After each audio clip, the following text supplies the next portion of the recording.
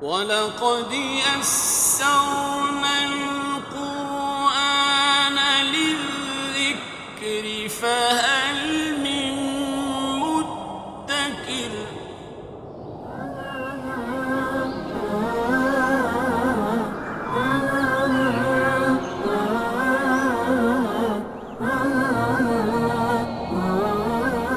الحمد للہ رب العالمین والصلاة والسلام علی رسولہ محمد وآلہ واصحابہ اجمعین اما بعد فاعوذ باللہ من الشیطان الرجیم لیس علیک ہداہم ولکن اللہ یہدی من یشاء وما تنفقوا من خیر فلانفسکم وما تنفقون الا ابتغاء وجہ اللہ وما تنفقوا من خیر یوفى الیکم وانتم لا تظلمون۔ اس آیت کریمہ کے اندر اللہ تعالیٰ نے جناب محمد الرسول اللہ صلی اللہ علیہ وسلم کو یہ تسلی دی ہے کہ آپ کے ذمے ان کی ہدایت نہیں ہے۔ اگر وہ ہدایت نہیں لاتے تو اس سے آپ سے باز پرس نہیں ہوگی۔ آپ کا کام ہے ان کو راستہ بتانا، واضح کرنا، نہیں ہے آپ کے ذمے ان کی ہدایت، لیکن اللہ تعالیٰ ہدایت دیتا ہے جس کو چاہتا ہے۔ اس کے بعد اللہ تبارک و تعالیٰ نے مومنوں کو ارشاد فرمایا وَمَا تُنْفِقُوا مِنْ خَيْرٍ فَلِأَنفُسِكُمْ، جو بھی تم خرچ کرو گے مال تو اپنی جانوں کے لیے، اس کا فائدہ تمہیں ہوگا۔ اور آگے فرمایا کہ جب تم خرچ کرو تو صرف اللہ کی رضا تمہارا مقصد ہو۔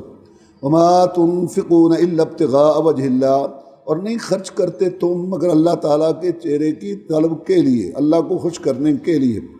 وما تنفقوا من خیر یوفى الیکم وانتم لا تظلمون، اور جو بھی تم خرچ کرو گے مال پورا پورا دیا جائے گا تمہیں، اور نہیں تم ظلم کیے جاؤ گے۔ ظلم کا مطلب یہ ہے کہ جتنی نیکی کی ہو اس کے مطابق ثواب نہ ملے، ایسا نہیں ہوگا۔ اور نہ یہ ہے کہ تمہارا جو ہے نا کوئی کام تم نے غلط نہیں کیا اور وہ تمہارے ذمے لگا کے تمہیں اس کی سزا دی جائے، ایسا نہیں ہوگا۔ اب اللہ تعالیٰ نے جب خرچ کرنے کا مسئلہ بیان کیا مومنوں کو کہ خرچ کرو، اب یہ بیان کیا کہ کن کے لیے خرچ کرنا ہے۔ للفقراء الذين احصروا في سبيل الله لا يستطيعون ضربا في الأرض يحسبهم الجاهل أغنياء من التعفف تعرفهم بسيماهم لا يسألون الناس إلحافا وما تنفقوا من خير فإن الله به عليم۔ تو اللہ تبارک و تعالیٰ نے جو مصرف بیان کیا سب سے پہلے وہ جہاد کا، واسطے ان فقراء کے جو روکے گئے ہیں اللہ کی راہ میں، نئی طاقت رکھتے سفر کی زمین کے اندر، کاروبار کے لیے، تجارت کے لیے نہیں، انہوں نے اپنے آپ کو بند کیا ہوا ہے جہاد کے لیے۔ یحسبہم الجاہل اغنیاء، گمان کرتا ہے ان کو ناواقف کہ یہ غنی ہیں، ان کو ضرورت نہیں ہے، حالانکہ ان کو ضرورت ہے۔ کیوں ناواقف ان کو گمان کرتا ہے غنی؟ من التعفف، کیونکہ وہ سوال نہیں کرتے۔ تعرفہم بسیماہم، تو پہچانے گا ان کو ان کی علامتوں سے، ان کے جسم سے، ان کے لباس سے معلوم ہو جاتا ہے کہ یہ محتاج ہیں۔ لا یسألون الناس الحافا، دوسرے لوگوں کی طرح نہیں سوال کرتے، وہ لوگوں سے چمٹ کر۔ ما تنفقوا من خیر، اور جو بھی تم خرچ کرو گے مال، فإن اللہ بہ علیم، تو بے شک اللہ تعالیٰ اس کو جانتا ہے، اللہ تعالیٰ کے علم میں ہے اور اللہ اس کی قدر کرے گا۔ قرآن مجید کے اندر فی سبیل اللہ کی اصطلاح جہاد کے لیے استعمال ہوئی ہے، لیکن علماء کرام نے فی سبیل اللہ کے مفہوم کو فی سبیل اللہ کے مفہوم کو وسیع کرتے ہوئے ہر وہ کام جس کے ذریعے دین کی سر بلندی ہو اور دین کی نشر و اشاعت ہو، اس کو فی سبیل اللہ میں شامل کیا ہے۔ مثلا دینی مدارس، دینی لائبریریاں، دعوت و تبلیغ اور اس طرح دوسرے کام۔ اس کے بعد اللہ تبارک و تعالیٰ نے خرچ کرنے کی بات کرتے ہوئے ارشاد فرمایا کہ مومنوں کو خرچ کرتے رہنا چاہیے۔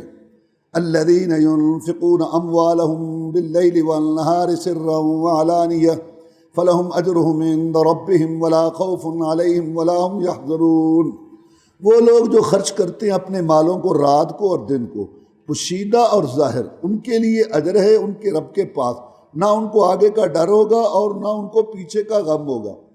بہتر یہ ہے کہ انسان سرن پوشیدہ خرچ کرے، اس کی فضیلت زیادہ ہے، لیکن حالات کے مطابق اگر لوگوں کو ترغیب دینے کے لیے ظاہراً بھی دینا پڑے خرچ کریں تو یہ بھی اجر ثواب ہے، لیکن اس میں بہت زیادہ اپنے دل کو مضبوط رکھنا پڑے گا اور اس کے اندر جو ہے انسان کو اخلاص پر کاربند رہنا پڑے گا تاکہ ریاکاری کا کوئی خدشہ نہ ہو۔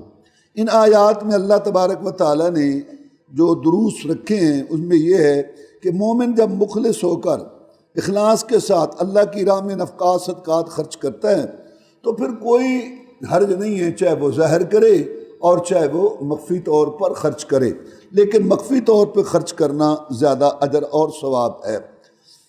اللہ تبارک و تعالیٰ نے ان آیات کے اندر مومنوں کو دعوت دی ہے کہ آپ ان لوگوں کا خاص خیال رکھیں جو محتاج ہیں، عام طور پر پتہ نہیں چلتا کہ یہ ضرورت مند ہیں، اور ان میں سر فہرست مجاہدین ہیں، سوال نہیں کرتے لوگوں سے چمٹ کر، اور لوگ یہ سمجھتے ہیں کہ ان کو ضرورت نہیں۔ اس کے علاوہ اللہ تبارک و تعالیٰ نے یہ بات بیان کی کہ اللہ کی راہ میں ہر وقت خرچ کرتے رہو، رات ہو دن ہو کسی وقت بھی جو ہے، کیونکہ اس کا ثواب بہت زیادہ ہے، کیونکہ اللہ تعالیٰ نے اجر ثواب دینے کا وعدہ کیا ہے، اس کا بدلہ دینے کا دنیا اور آخرت میں۔ جب اللہ تبارک و تعالیٰ نے اللہ کی راہ میں خرچ کرنے کی فضیلت، ترغیب اور مومنوں کو اس کا حکم دیا اور اس کے اجر اور ثواب کا ذکر کیا، تو اب اس کے بعد سود کا تذکرہ ہے۔ الذين يأكلون الربا لا يقومون إلا كما يقوم الذي يتخبطه الشيطان من المس ذلك بأنهم قالوا إنما البيع مثل الربا وحل الله البيع وحرم الربا فمن جاءه موعظة من ربه فانتهى فله ما سلف وأمره إلى الله ومن عاد فأولئك أصحاب النار هم فيها خالدون۔ اللہ تعالیٰ نے سود کی جو ہے نا وہ مذمت اور اس کی تباہ کاری جو ہے وہ بیان کرتے ہوئے ارشاد فرمایا کہ جو لوگ سودی کاروبار اور سودی معاملات کرتے ہیں اور سود کا لین دین کرتے ہیں، یہ قیامت کے دن جب قبروں سے اٹھیں گے تو اسی طرح اٹھیں گے جیسے شیطان نے کسی کو حواس باختہ کیا ہوا ہو، اور یہ ان کی سزا اس وجہ سے ہوگی کہ انہوں نے سود کو حلال سمجھا، سود کا کھانا جائز سمجھا، اور انہوں نے نہیں فرق کیا سود اور تجارت کے اندر جو اللہ تعالیٰ نے حلال کیا ہے۔ کہنے لگے یہ تجارت، سود بھی تو تجارت کی طرح ہے کہ یہ بھی تو حلال ہے، جیسے تجارت میں مال بڑھتا ہے ایسے سود میں ہی بڑھتا ہے، ہر ایک ان میں سے جو ہے وہ زیادہ کرتا ہے مال کو۔ اللہ نے رد کیا ان پر۔ سب سے پہلی بات تو یہ ہے اللہ تبارک و تعالیٰ نے ان کا قیاس رد کرتے ہوئے اور ان کو جھٹلاتے ہوئے یہ بات بیان کی کہ اللہ تعالیٰ نے بیع کو حلال کیا ہے کیونکہ اس میں نفع ہوتا ہے عام اور خاص کا، اور حرام کیا ہے سود کو کیونکہ اس میں ظلم ہے اور لوگوں کا مال کھانا ہے باطل طریقے سے بغیر کسی عوض کے، کیونکہ تجارت کے اندر تو دونوں باتیں ہیں، نفع بھی ہو سکتا ہے خسارہ بھی ہو سکتا ہے، لیکن سود کے اندر تو صرف اور صرف ظلم و ستم ہے، اور ہر صورت میں اس سے اپنا وہ مال اس کے بدلے میں وہ لینا ہے، چاہے اس کو نقصان ہو اور چاہے اس کو فائدہ نہ ہو۔ اس کے بعد اللہ تعالیٰ نے ارشاد فرمایا کہ جس کے پاس نصیحت پہنچ گئی نا اس کے رب کی طرف سے کہ اس کے اندر سود منع ہے، حرام ہے، اور اللہ نے روکا ہے اس سے، اور وہی نصیحت سن کے رک گیا اس سے اور وہ اللہ کی طرف رجوع کر گیا، تو جو پہلے اس نے سود لیا تھا اس کا کوئی گناہ نہیں، جو معاملہ پہلے ہو چکا اللہ تعالیٰ نے وہ معاف کر دیا، اور معاملہ اس کا اللہ کی طرف ہے مستقبل میں آئندہ کے لیے۔ اور جو لوٹے گا پھر سود لیتے ہوئے بعد اس کے اس کو اللہ تعالیٰ کی یہ بات پہنچ گئی کہ اللہ نے حرام کیا اور دلیل قائم ہو گئی، پھر وہ مستحق ہے جہنم میں داخل ہونے کا اور وہ اس میں ہمیشہ رہے گا۔ یہ جو ہے نا جہنم میں ہمیشہ رہنا سود خار کا، یہ اس کا مطلب ہے لمبی مدت، کیونکہ یہ قرآن حدیث کا مسئلہ ہے، جو کفر شرک پر مرے گا وہ ہمیشہ جہنم میں رہے گا۔ اس کے علاوہ گناہگار جو ہیں وہ جتنے بھی گناہگار ہیں انہوں نے شرک نہیں کیا، ان کو اللہ تبارک و تعالیٰ یا تو شروع سے معاف کر دیں گے یا جہنم میں ان کو سزا دے کے بالآخر وہ جنت میں ضرور آئیں گے۔ اس کے بعد اللہ تبارک و تعالیٰ نے یہ بات ارشاد فرمائی کہ یمحق اللہ الربا ویربی الصدقات واللہ لا يحب کل کفار اثیم۔ اللہ تبارک و تعالیٰ سود کو مٹاتا ہے اور صدقات کو بڑھاتا ہے۔ یہ سود مٹاتا ہے یا تو دنیا میں حصی طور پر مال کم ہو جاتا ہے، بہت سارے لوگ دیکھے ہیں اس سود کی وجہ سے بینکوں سے دوسروں سے لے کر اور وہ ذلیل ہوئے اور پریشان ہوئے۔ اور یا اس کا مطلب ہے کہ اللہ سود کو مٹاتا ہے، یعنی اس میں برکت نہیں رہتی، سود کا مال جتنا بھی ہوگا اس میں برکت نہیں ہوگی۔ اس کے مقابلہ میں اللہ تعالیٰ نے فرمایا اور اللہ بڑھاتا ہے صدقات کو۔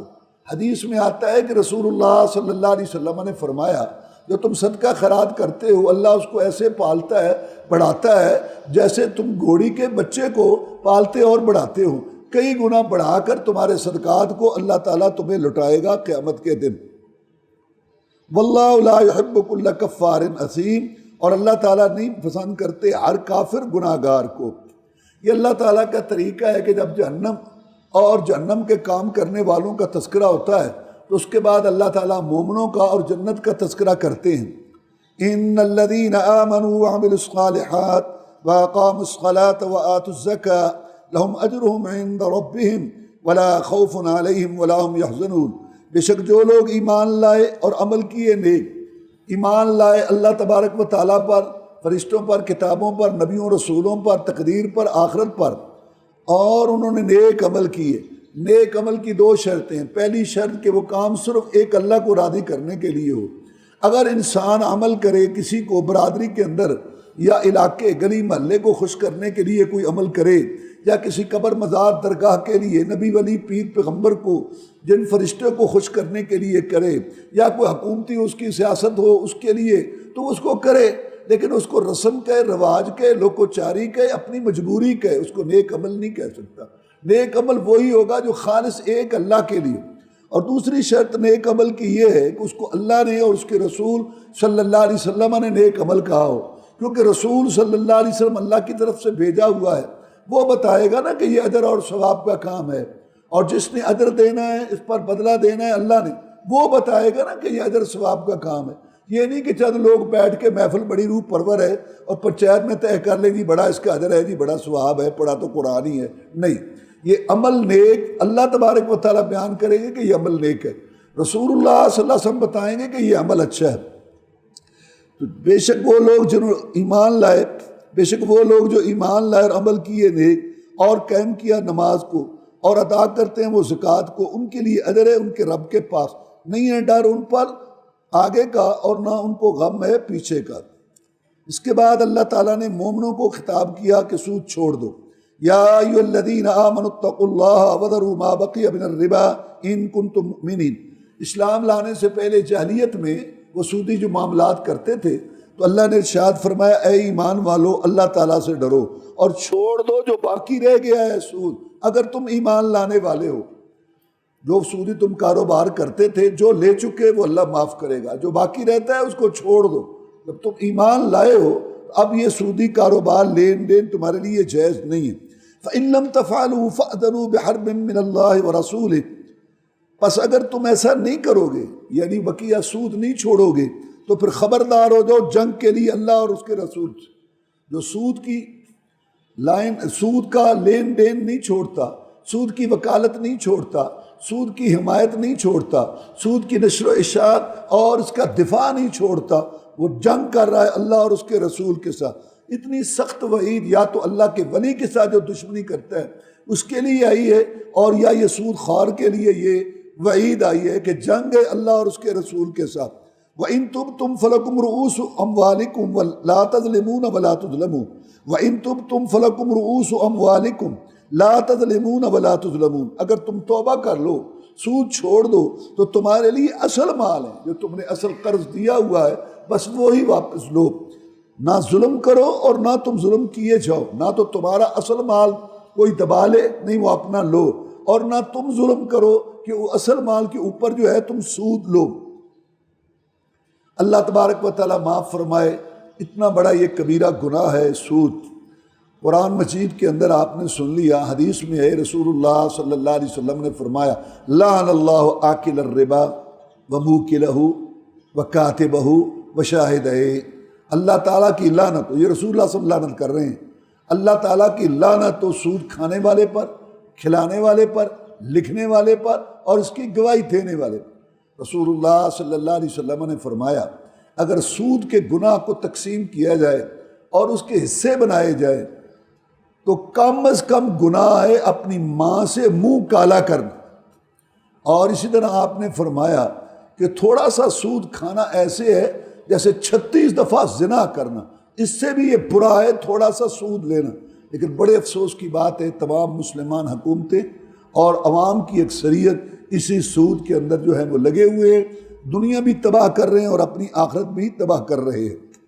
اس کے بعد اللہ تبارک و تعالیٰ نے قرض جو ہے نا، اس کے متعلق جو ہے یہ بات بیان کی کہ اگر آپ نے کسی کو قرض دیا ہے تو بغیر عوض کے قرض دیں آخرت کے لیے، اور پھر اس کو مہلت دیں، اگر وہ نہیں دے سکتا تو اس کو معاف کر دیں۔ وَإِن كَانَ ذُو عُسْرَةٍ فَنَظْرَةٌ إِلَىٰ مَيْسَرَةٍ وَأَن تَصَدَّقُوا خَيْرٌ لَكُمْ إِن كُنتُمْ تَعْلَمُونَ۔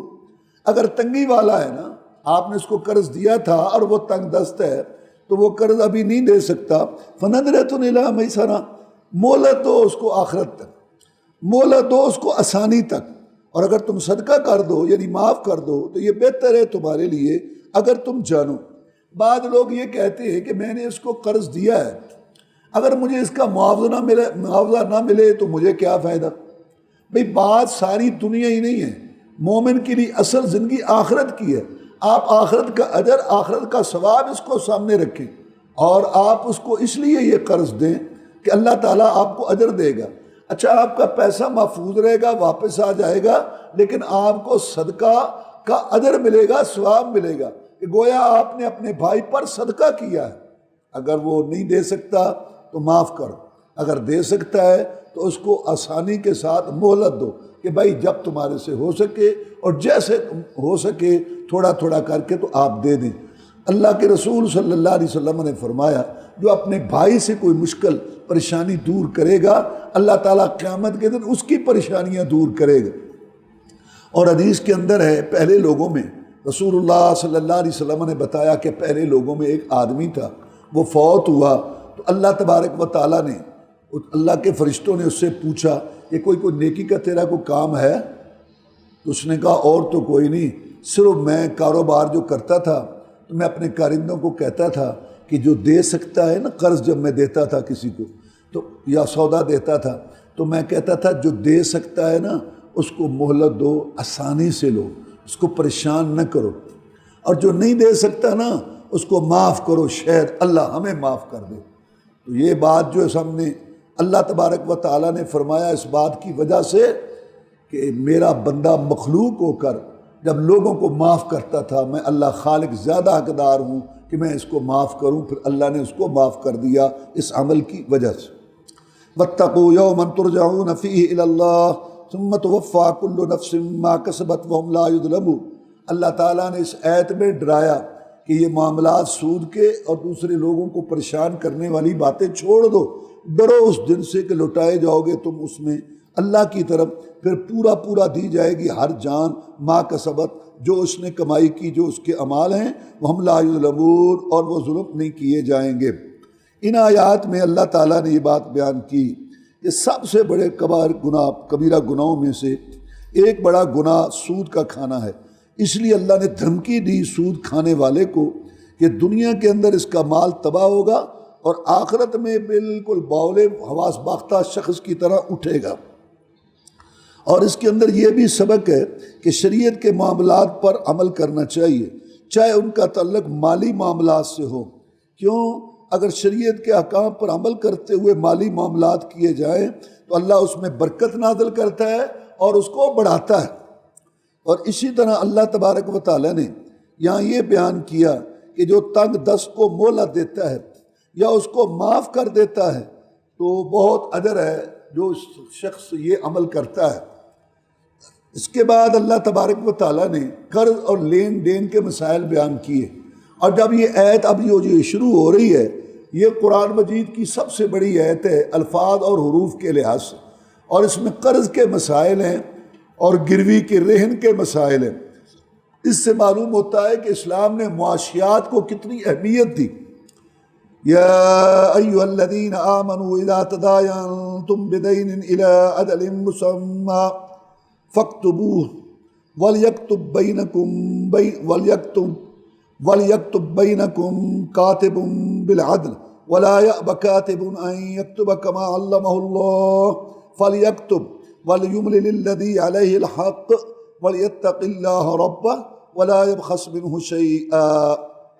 اے ایمان والو، جب تم آپس میں قرض کا لین دین معاملہ کرو ایک وقت تک تو لکھ لیا کرو۔ یہ بہت اچھی ہدایت ہے، لکھ لو۔ لوگ کہتے ہیں لو جی ہم پر اعتبار نہیں ہے، پھر بعد میں جو ہے وہ جھگڑا ہوتا ہے، بھول جاتے ہیں، یا وہ جو ہے وہ قرض لینے والا وہ فوت ہو جاتا ہے، یا دوسرا وہ دینے والا، اور پھر معاملہ جو ہے وہ پریشان کن بن جاتا ہے۔ اس لیے اللہ فرماتے ہیں لکھ لو، اور لکھے تمہارے درمیان کاتب لکھنے والا عدل انصاف کے ساتھ، اور نہ انکار کرے لکھنے والا یہ کہ لکھے جو جیسے کہ اللہ نے اس کو سکھایا ہے، جیسے اللہ نے اس کو سکھائی ہے کتابت تو وہ لکھے۔ فَلْيَكْتُبْ، پس وہ لکھے، وَلْيُمْلِلِ الَّذِي عَلَيْهِ الْحَقِّ، اور املا کون کروائے گا، لکھوائے گا کون؟ جس کے ذمے حق ہے، یعنی اس نے قرض لیا ہے۔ وَلْيَتَّقِ اللَّهَ رَبَّهُ، اور چاہیے وہ اللہ سے ڈرے کیونکہ وہ اس کا رب ہے۔ وَلَا يَبْخَسْ مِنْهُ شَيْئًا، اور نہ کم کرے اس میں سے کچھ، پورا پورا لکھا دے۔ اچھا اگر یہ لکھوا نہیں سکتا تو یہ اس کا مختار ہے نا، سرپرست، وہ لکھوائے۔ فَإِنْ كَانَ الَّذِي عَلَيْهِ الْحَقُّ سَفِيهًا أَوْ ضَعِيفًا أَوْ لَا يَسْتَطِيعُ أَنْ يُمِلَّ هُوَ فَلْيُمْلِلْ وَلِيُّهُ بِالْعَدْلِ، پس اگر وہ شخص جس کے ذمے یہ قرض ہے وہ ناسمجھ ہے یا ضعیف ہے یا نہیں طاقت رکھتا کہ لکھوائے، تو پھر لکھوائے اس کا مختار، اس کا سرپرست عدل انصاف کے ساتھ، پھر لکھوائے اس کا سرپرست مختار عدل کے ساتھ۔ اس کے بعد اللہ نے حکم دیا کہ گواہ بناؤ۔ وَاسْتَشْهِدُوا شَهِيدَيْنِ مِن رِّجَالِكُمْ فَإِن لَّمْ يَكُونَا رَجُلَيْنِ فَرَجُلٌ وَامْرَأَتَانِ مِمَّن تَرْضَوْنَ مِنَ الشُّهَدَاءِ أَن تَضِلَّ إِحْدَاهُمَا فَتُذَكِّرَ إِحْدَاهُمَا الْأُخْرَى، گواہ بناؤ دو مردوں میں سے، اگر دو مرد نہ ہوں تو ایک مرد دو عورتیں، ان میں سے جن کو تم پسند کرتے ہو گواہوں میں سے۔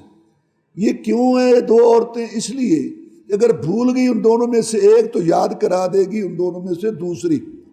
وَلَا يَأْبَ الشُّهَدَاءُ إِذَا مَا دُعُوا وَلَا تَسْأَمُوا أَن تَكْتُبُوهُ صَغِيرًا أَوْ كَبِيرًا إِلَىٰ أَجَلِهِ، اور نہ انکار کرے گواہ جب ان کو بلایا جائے اس معاملے کی گواہی دینے کے لیے، اور نہ اکتاہٹ محسوس کرو کہ تم لکھو چھوٹا معاملہ یا بڑا وقت تک۔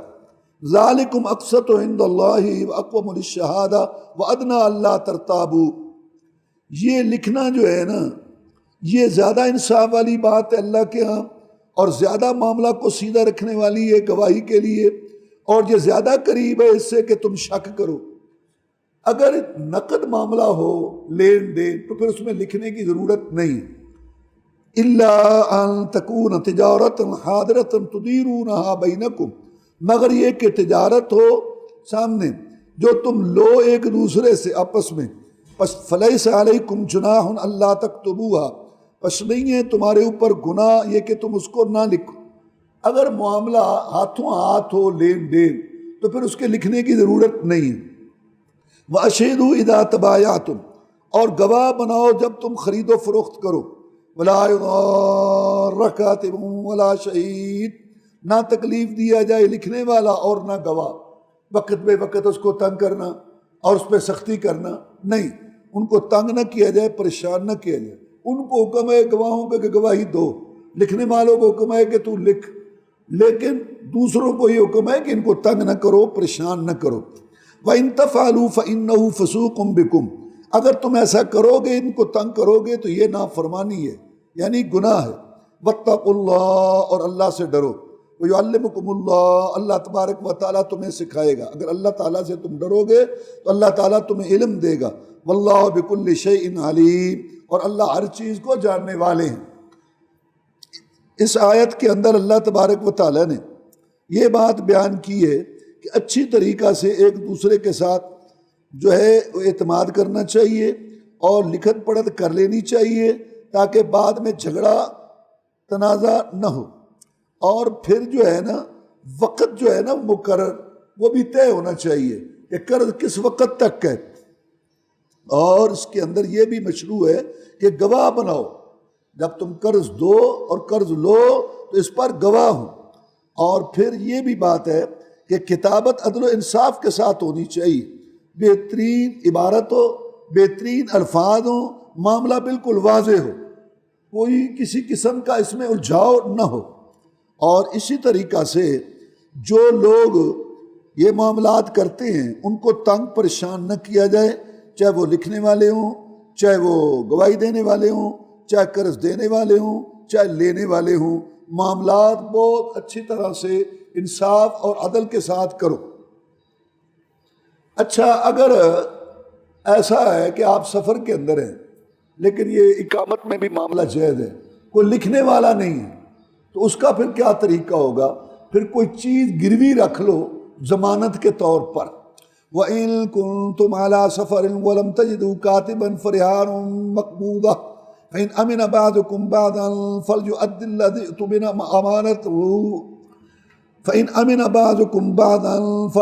الَّذِي اؤْتُمِنَ أَمَانَتَهُ وَلْيَتَّقِ اللَّهَ رَبَّهُ وَلَا تَكْتُمُوا الشَّهَادَةَ وَمَن يَكْتُمْهَا فَإِنَّهُ آثِمٌ قَلْبُهُ وَاللَّهُ بِمَا تَعْمَلُونَ عَلِيمٌ۔ اگر تم سفر میں ہو اور کاتب نہ پاؤ لکھنے والا، یہ اقامت میں بھی ہے، حضر میں بھی یہی مسئلہ ہے۔ یہاں سفر کی بات ہوئی ہے کہ عموماً سفر میں کاتب نہیں ملتا، لیکن اگر اقامت میں رہتے ہوئے بھی کاتب نہ ملے پھر بھی یہی مسئلہ ہے کہ اگر کاتب نہ ملے تو پھر کوئی نہ کوئی چیز ہے گروی قبض کی ہوئی، وہ لے لو، سونا ہے، چاندی ہے، مکان ہے، دکان ہے، پلاٹ ہے، گاڑی ہے، گائے ہے، بھینس ہے، کوئی بھی چیز وہ آپ لے لیں۔ فَإِنْ أَمِنَ بَعْضُكُمْ بَعْضًا، اگر امن میں ہو، بعض تمہارا بعض کو امین سمجھے تو پس ادا کرے جو امین سمجھا گیا ہے اپنی امانت کو، اور اللہ تعالیٰ سے ڈرے کیونکہ وہ اس کا رب ہے، اور نہ چھپاؤ گواہی کو، اور جو چھپائے گا نا گواہی کو تو گناہگار ہے دل اس کا، اور اللہ تعالیٰ جو تم کر رہے ہو اس کو جاننے والا ہے۔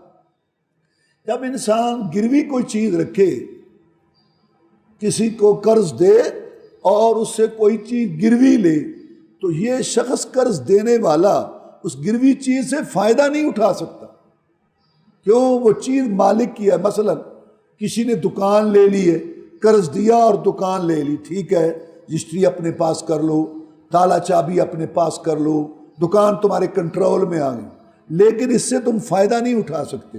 کیا مطلب؟ اگر تمہیں اس کی ضرورت ہے تو ٹھیک ہے، اس کے اندر کاروبار کرو، لیکن اس کا کرایہ مقرر کرو، یہ نہیں کہ برائے نام، نہیں، جتنا اس علاقے میں دکان کا کرایہ ہوتا ہے اس کے اندر جو ہے نا درمیانہ حساب لگا کے اس دکان کا کرایہ طے کرو، یا تو ابھی اس کو دیتے جاؤ اور یا اپنے پاس لکھتے جاؤ، جب وہ قرض واپس کرے تو اس کو یہ بتاؤ کہ تمہارا اتنا پیسہ ہمیں آ چکا ہے کیونکہ ہم نے تمہاری دکان استعمال کی گروی، اور اس سے ہم نے اس کا اتنا کرایہ بن گیا۔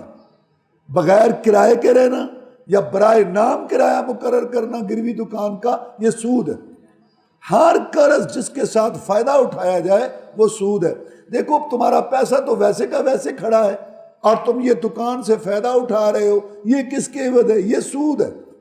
اسی طرح مکان گروی لیا، آپ اپنے کنٹرول میں رکھیں، آپ کے وہ پاس ہے، آپ نے قرض دیا ہوا ہے، اگر آپ نے اس میں رہنا ہے، رہائش اختیار کرنی ہے تو آپ اس کا کرایہ طے کریں، برائے نام نہیں جو اس علاقے میں ہے۔ عام طور پر جو کرایہ ہے اس کا درمیانہ حساب لگا کے اس مکان کا کرایہ طے ہو، یا تو ابھی وہ کرایہ مالک کو دیتے جاؤ یا اپنے پاس لکھتے جاؤ، اور جب وہ قرض واپس کرے تو اس کو کہو کہ کرایہ کی شکل میں تمہارا اتنا قرض آ چکا ہے۔ اسی طرح زمین لوگ جو ہیں وہ گروی لے لیتے ہیں پیسہ دے کے، یہ جو زمین ہے اس کے پاس رکھو گروی، اپنے کنٹرول میں رکھو، لیکن اس کی آمدن نہیں تم کھا سکتے۔ ہاں، مزارت کی شکل بنا لو، اس میں کام کرو، آدھا مالک کا آدھا تمہارا، یا تم کسی اور کو ٹھیکے پہ دیتے ہو تو یہ ٹھیکہ سارا مالک کا ہے جس کی یہ زمین ہے۔ ہاں، اگر وہ تم لیتے ہو تو پھر لکھ لو، جب وہ قرض واپس کرے تو یہ کہو کہ تمہارا اتنا پیسہ ہمیں ٹھیکے کی شکل میں آ چکا ہے۔ کوئی بھی گروی چیز اس سے فائدہ اٹھانا یہ سود ہے، منع ہے۔ صحابہ کرام رضوان اللہ علیہ مجمعین تو اتنی احتیاط کرتے تھے، جیسے عبداللہ بن سلام رضی اللہ تعالیٰ عنہ نے کہا کہ دیکھو تم ایسے علاقے میں رہتے ہو جہاں یہ سود عام ہے، اگر تم کسی کو قرض دو اور وہ تمہاری گھوڑی کے لیے، جانور کے لیے، وہ تمہیں چارہ بھی دے تو وہ بھی نہ لو، اس لیے کہ قرض تو تمہارا ویسے کا ویسا موجود ہے، یہ چارہ کس کھاتے میں ہے؟ دوسرے کو کیوں نہیں دے رہا؟ تمہیں دے رہا ہے، یہ سود شمار ہوگا۔ لہذا کسی قسم کا فائدہ اٹھانا اس سے جس کو قرض دیا ہوا ہے، یہ سود ہے، چاہے دکان کی شکل ہو، چاہے مکان کی، چاہے زمین کی۔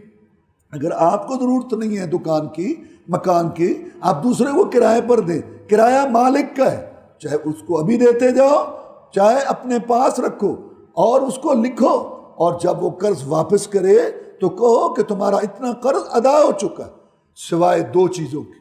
دو چیزیں جو گروی ہیں ان کا فائدہ اٹھانا جائز ہے۔ مثلا دودھ والا جانور ہے، گائے، بھینس، بکری ہے، اونٹنی ہے، وہ گروی ہے، چونکہ آپ اس کو چارہ ڈالیں گے، اس کے عوض میں آپ دودھ پی سکتے ہیں۔ رسول اللہ صلی اللہ علیہ وسلم نے اس کو جائز قرار دیا۔ اسی طرح سواری والا جانور ہے، اونٹ ہے، گھوڑا، خچر، گدھا ہے، ہاں اس پر آپ سواری کر سکتے ہیں، بوجھ لاد سکتے ہیں، سامان اس پر جا سکتے ہیں، کیوں؟ آپ اس کو چارہ کھلاتے ہیں۔ سواری والا جانور، دودھ والا جانور، اس کے علاوہ کسی گروی چیز سے فائدہ اٹھانا یہ سود ہے۔ بڑے افسوس کی بات ہے، جیسے مسلمانوں کے اندر اور غلط باتیں آ چکی ہیں، جیسے سود اور یہ انشورنس اور دوسرے یہ جوئے کے سارے پروگرام، اسی طرح یہ گروی جو ہے نا، یہ بھی بڑی وبا ہے۔ یہ لوگ بس پیسہ دے دیتے ہیں، پیسہ ویسے کا ویسا محفوظ ہے، اور اس کی دکان جو ہے وہ استعمال کرتے ہیں، مکان استعمال کرتے ہیں سالہ سال، نہ اس کے پاس پیسہ بنے اور نہ وہ دکان اور مکان لے۔ یہ وہ ظلم ہے جو یہودیوں کا طریقہ تھا اور مسلمانوں نے اس کو اپنایا ہوا۔ ایسے ہی زمین 5 ایکڑ 10 ایکڑ مربع قبضے کنٹرول میں لے لیتے ہیں، پیسہ اس کو دے دیا، اب اس کی آمدن کھا رہے ہیں۔ یہ سراسر حرام اور سود ہے، ناجائز ہے، کہ پیسہ تو ویسے کا ویسا محفوظ ہے، اور یہ جو تم آمدن اس کی کھا رہے ہو زمین میں، یہ کس کھاتے میں؟ اس کے بعد اللہ تعالیٰ نے اپنی قدرت کا بیان کیا، للہ ما فی السماوات وما فی الارض وَإِن تُبْدُوا مَا فِي أَنفُسِكُمْ أَوْ تُخْفُوهُ يُحَاسِبْكُم بِهِ اللَّهُ فَيَغْفِرُ لِمَن يَشَاءُ وَيُعَذِّبُ مَن يَشَاءُ وَاللَّهُ عَلَى كُلِّ شَيْءٍ قَدِيرٌ۔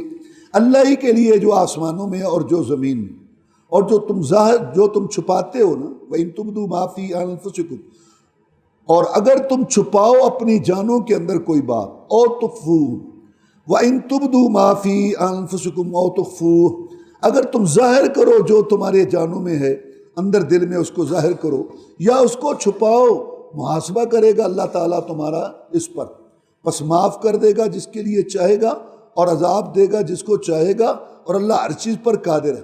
یہ آیت مسلمانوں پر بڑی شاق گزری کہ جو بات ہم دل میں رکھیں اس پر بھی ہمارا محاسبہ ہوگا۔ تو بعد میں شریعت کے اصول یہ آئے، شریعت کا یہ مسئلہ آیا کہ نہیں، جب تک تم ایک بات منہ سے نہیں نکالو گے اس وقت تک اس بات کو جو ہے نا، اس کا تمہیں جو ہے نا جزا سزا کا معاملہ نہیں ہوگا۔ جب تم منہ سے نکالو گے اچھا جملہ ہے، اچھا کلمہ ہے تو اس کا ثواب ملے گا، برا ہے تو اس پر سزا۔ صرف جو دل کے اندر تمہاری بات ہے نا، اس عہد میں تو ہے نا کہ یہ تمہارا محاسبہ ہوگا، لیکن بعد میں اللہ تعالیٰ نے مہربانی کرتے ہوئے اس بات کو ختم کر دیا۔ رسول اللہ صلی اللہ علیہ وسلم نے بھی فرمایا، صحیح حدیث ہے، جو تمہارے دلوں کے اندر وسوسے یا کھٹکھٹے یا خیالات آتے ہیں، اللہ اس پر تمہارا محاسبہ نہیں کرتا۔ ہاں، جو تم بات کرتے ہو اور جو بات تم کہتے ہو اس پر تمہارا محاسبہ ہوگا۔ اس کے بعد یہ 2 آیتیں ہیں، یہ سورہ بقرہ کی آخری 2 آیتیں ہیں، ان کی بڑی شان ہے اور بڑی عظمت ہے۔ جناب محمد الرسول اللہ صلی اللہ علیہ وسلم جب معراج کے موقع پر آسمان پر تشریف لے گئے تو اللہ تعالیٰ نے 3 تحفے دیے رسول اللہ صلی اللہ علیہ وسلم۔ ایک تو یہ نمازوں والا تحفہ، اور دوسرا تحفہ یہ تھا کہ اے محمد صلی اللہ علیہ وسلم، تیری امت میں سے جو بغیر شرک کے مرے گا بالآخر میں اس کو ضرور معاف کروں گا، جنت ضرور دوں گا، چاہے شروع میں سزا دے کے جہنم میں، چاہے بالکل معاف کر دوں شروع سے، بالآخر وہ جنت میں ضرور آئے گا۔ اور تیسرا تحفہ یہ تھا سورۃ بقرہ کی آخری یہ 2 آیتیں۔ رسول اللہ صلی اللہ علیہ وسلم نے فرمایا کہ جو شخص رات کو سوتے وقت سورۃ بقرہ کی آخری یہ 2 آیتیں پڑھ لے، ساری رات اس کو یہ آیتیں کفایت کریں گی۔ کیا مطلب؟ کہ ساری رات اللہ تعالیٰ کی طرف سے اس کی حفاظت ہوگی۔ آمن الرسول بما انزل الیہ من ربہ والمؤمنون کل آمن باللہ وملائکتہ وکتبہ ورسلہ لا نفرق بین احد من رسلہ وقالوا سمعنا واطعنا غفرانک ربنا والیک المصیر۔ ایمان لایا رسول بھی، ساتھ اس کے جو اتارا گیا اس کی طرف، اس کے رب کی طرف سے، اور مومن بھی ایمان لائے، ہر ایک ایمان لائے اللہ کے ساتھ اور فرشتوں کے ساتھ اور کتابوں کے ساتھ اور رسولوں کے ساتھ۔ اللہ پر ایمان لانے کا مطلب ہے تین باتیں: اللہ کے وجود کا اقرار، اللہ کے لیے اچھے اچھے نام ہیں، اچھی اچھی صفات ہیں جیسے اس کی شان کو لائق ہے، اور تیسری بات اصل ہے جس کے لیے کتابیں آئیں، نبی رسول آئے، جہاد جس کے لیے فرض ہوا، جان مال حلال اور حرام ہوئے، وہ تیسری بات اصل کیا ہے کہ جب اللہ ہے اور اس کے اچھے اچھے نام، اچھی اچھی صفات ہے، تو ہر قسم کی عبادت کے لائق، سور و پکار کے لائق، بگڑی بنانے والا، حاجت روا، مشکل کشا بھی صرف ایک اللہ ہے۔ عبادت زبانی، مالی، بدنی، ہر قسم کی ایک اللہ تعالیٰ کے لیے۔ قوموں نے جو نبیوں رسولوں سے جھگڑا کیا وہ اسی بات میں کیا۔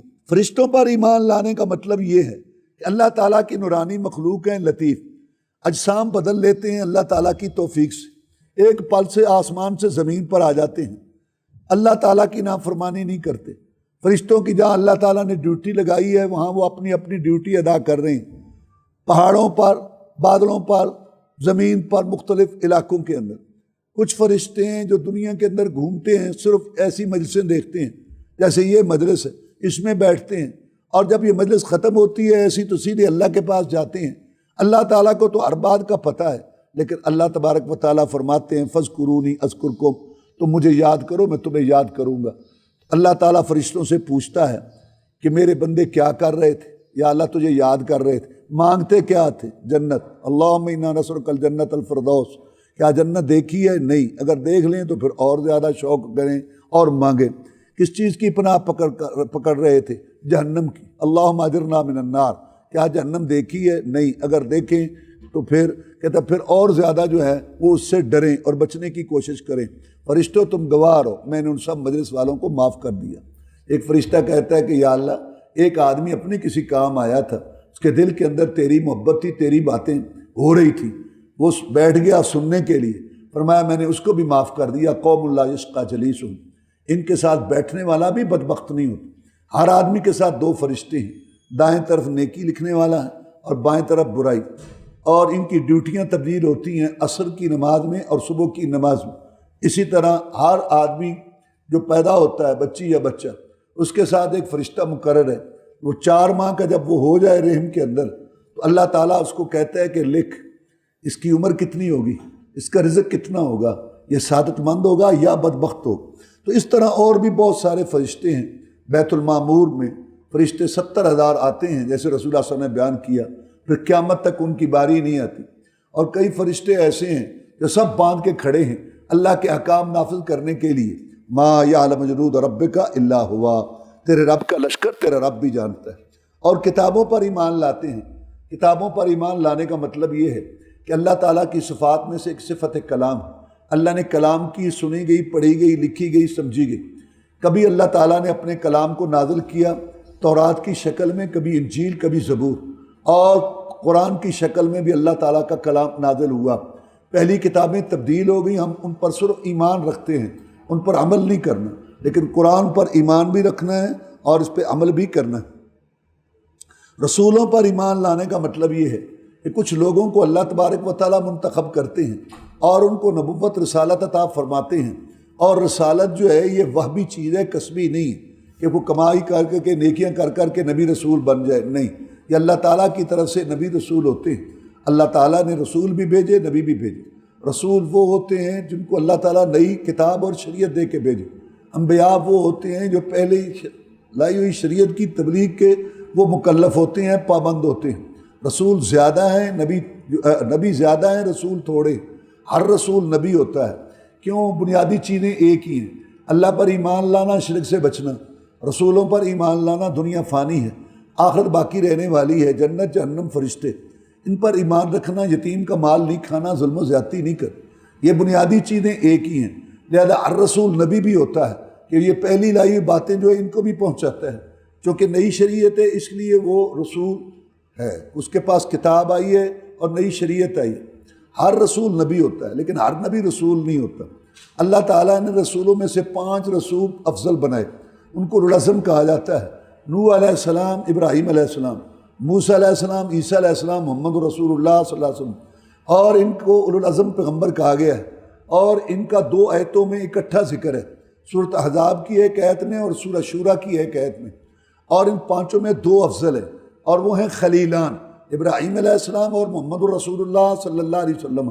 یہ دونوں خلیل ہیں جیسا کہ حدیث سے واضح ہے، اور ان 2 میں سے ایک افضل ہے، جناب محمد الرسول اللہ صلی اللہ علیہ وسلم۔ سارے نبیوں اور رسولوں پر ایمان لانا ہے لیکن ان کی اطاعت نہیں ہے۔ محمد الرسول اللہ صلی اللہ علیہ وسلم پر ایمان لانے کے ساتھ ساتھ ان کی اطاعت بھی ہے۔ لا نفرق بین احد من الرسل، ہم نہیں تفریق کرتے رسولوں کے درمیان، یعنی کسی پر ایمان لائیں کسی پر نہ لائیں۔ یہودی موسیٰ علیہ السلام پر ایمان لاتے ہیں، عیسیٰ علیہ السلام محمد رسول اللہ صلی اللہ علیہ وسلم پر ایمان نہیں لاتے۔ عیسائی موسیٰ علیہ السلام پر ایمان لاتے ہیں، عیسیٰ علیہ السلام پر ایمان لاتے ہیں، لیکن محمد رسول اللہ صلی اللہ علیہ وسلم پر ایمان نہیں لاتے۔ لیکن مسلمان موسیٰ علیہ السلام، عیسیٰ علیہ السلام، محمد رسول اللہ صلی اللہ علیہ وسلم سب پر ایمان لاتے ہیں۔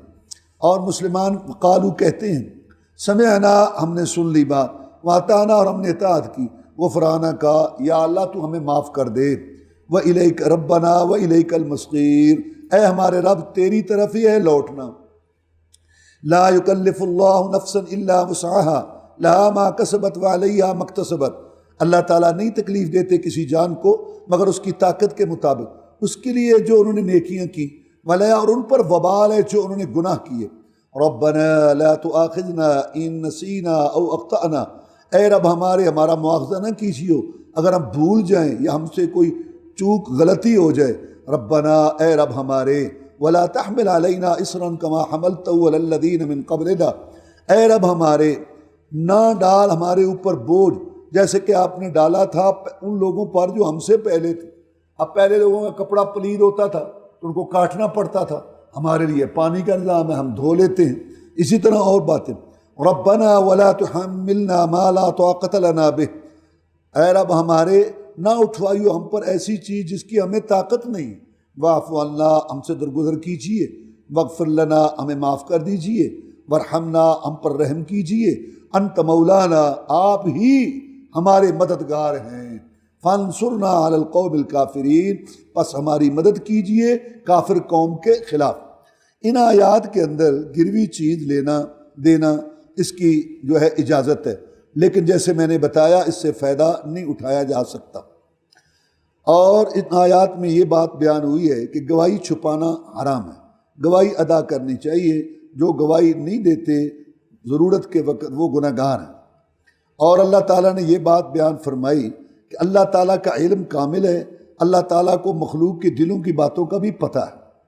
اور ان آیات کے اندر ارکان ایمان جو ہے نا، یعنی اللہ پر ایمان، فرشتوں پر ایمان، کتابوں پر ایمان، رسولوں پر ایمان، ارکان ایمان، ان کا بیان ہے۔ اس طرح 2 اور بھی ہیں، تقدیر پر ایمان اور آخرت پر، یہ 6 ارکان ایمان کہلاتے ہیں، پر ایمان لانا ضروری ہے۔ اور ان میں یہ بھی بیان ہے کہ یہ دین جو ہے یہ آسانی پر ہے، اس کے اندر کوئی مشقت تکلیف نہیں، اللہ تعالیٰ طاقت سے زیادہ کسی کو تکلیف نہیں دیتے۔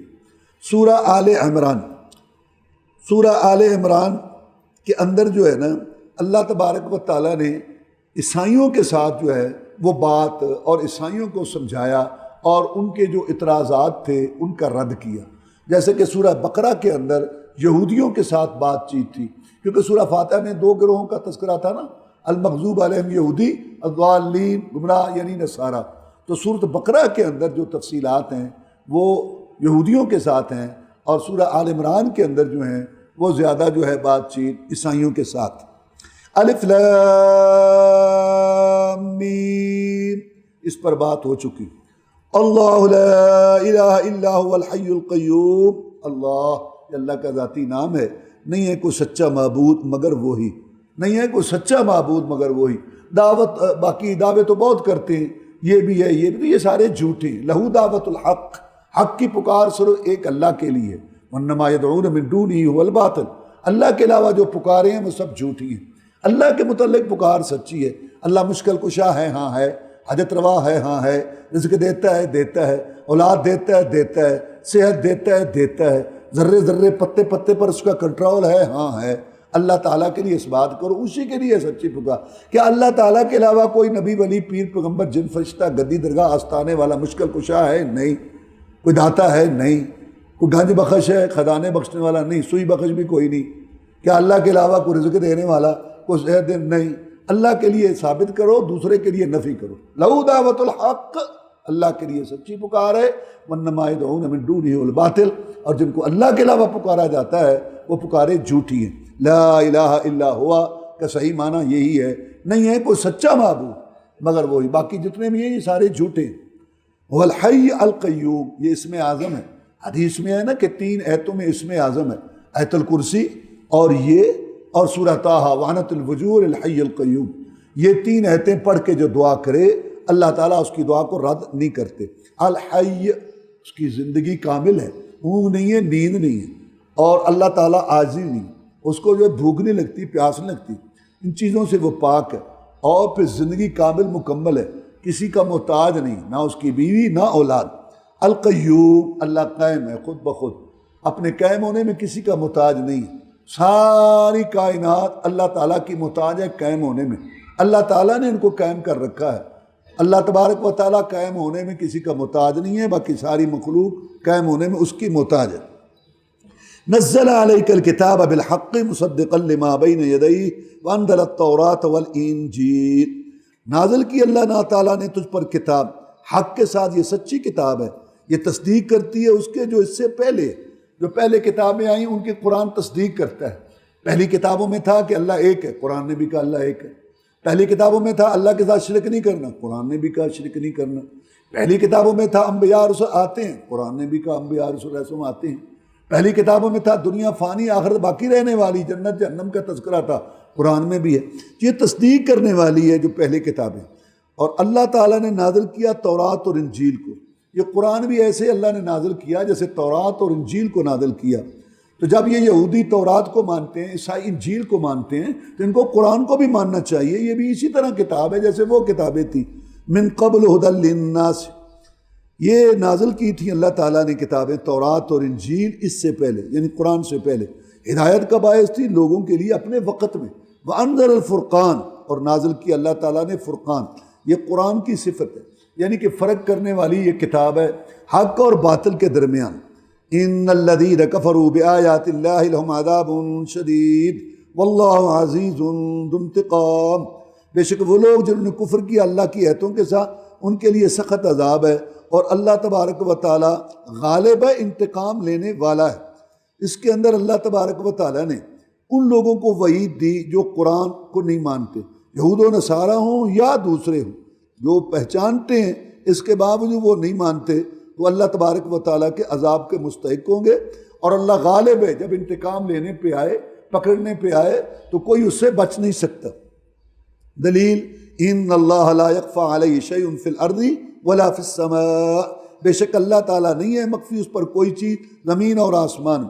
جو بھی اس کی نافرمانی کرتے ہیں اور قرآن سے روگردانی کرتے ہیں، اللہ تعالیٰ کو ان سب کا پتہ ہے۔ اللہ تعالیٰ کی طاقتوں قدرتوں میں سے یہ بات بھی ہے، والذی یصورکم فی الارحام کیف یشاء لا الہ الا هو العزیز الحکیم، وہی ذات ہے اللہ تبارک و تعالیٰ جو تمہاری صورتیں بناتا ہے تمہاری ماؤں کے پیٹوں میں جیسے چاہتا ہے، لڑکا یا لڑکی، اچھی شکل والا، کبھی شکل والا، سفید یا سیاہ، اللہ تبارک و تعالیٰ جیسے چاہتا ہے تو وہ تمہاری جو ہے نا تصویر بناتا ہے رحموں میں۔ لا الہ الا ہوا، نہیں ہے کوئی سچا معبود الا هو العزیز الحکیم، مگر وہی جو غالب ہے اور حکمت والا۔